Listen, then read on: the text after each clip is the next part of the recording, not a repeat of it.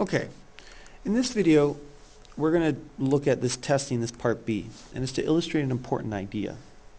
So we're going to write a main method in the circle class and copy the same code from part A into the main method in the circle class. So what is this trying to illustrate?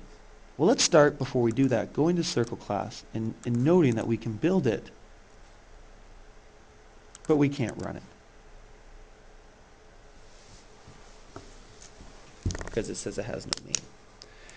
We take this and we copy this into the circle class, and we go to the very bottom, and it's good practice to put your main at the bottom, and we run this.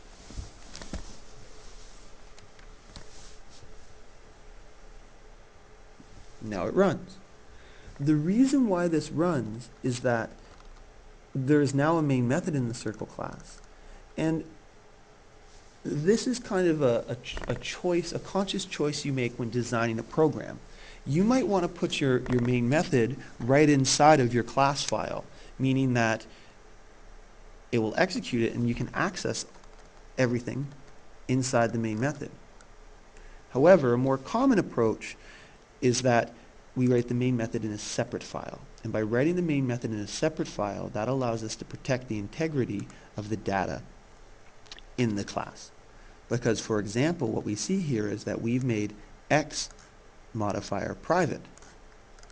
So if the main method is in the same class as the circle, I could say c1 dot x equals 9, and I build this,